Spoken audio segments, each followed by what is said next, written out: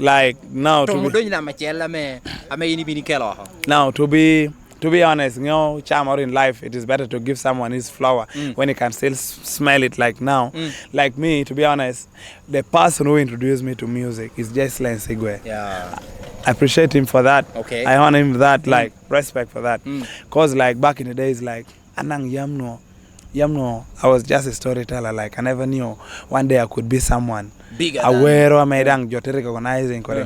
So till he got me, you know, he was my personal friend. The Jacob Bakana yin, you're just too creative. Yin kai chemo creativity unity kerene ka temo ten kito loketom ramo bedo ginara bere nyimete bere tie. So from there I don't go tell like rata me ye gineka rego gani now pegere balo if you kai ko baram temo it's okay, I'm good teno ana na pa mo kone ginola so ta ko bakani kangu ni ka ram temo nure ram temo. So to me, I checked him first recording. It was a collab. Me and him. Where did you want replay? I got your flow. Mara meter many. Can me one line go? Okay, line to work. My first flow was like, "Onyana rio bara watang when we're on you to gine wati kiswaga. Pull it up so the girl them fire. Wiggle, shake what your mama gave you. I dago you abini miel kerepala.com one of dago team fala. Just a reminder of music gala. Emielete all banene pura tala.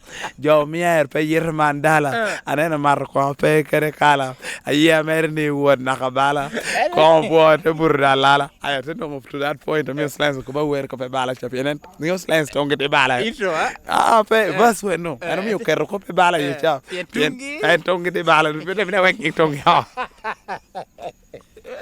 so that was my first time stepping in. Piano to get a studio. On the microphone? Yeah.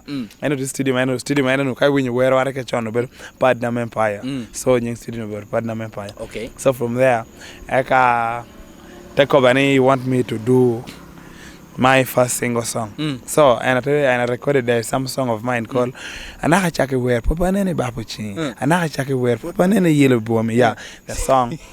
So I take go flow take over if you can flow for 4 minutes without chorus in this song, I mean, Jakubile Kacharaj. Akone, Kade Yuko Kitu, let me do it. Tell cat do. The ball of flow dong. One oten lira, one kirawati tira, Jojola wake de jira, ba we tongue a lira, Kobunyo pepira, Pengino me to yira.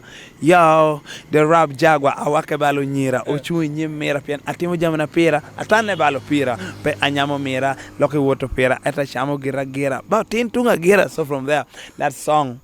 Mengata me to winya bear and what YouTube you go and search Bab Chimba Inno rap Jaguar. Listen, where the better flowing pedaki man. So I can know where chelo ke joka go tenung no tika ka go where chelo joka winjo kule leo ne loke kecha me ne ko mo where me no ngate yelo ki jone kar me danu tien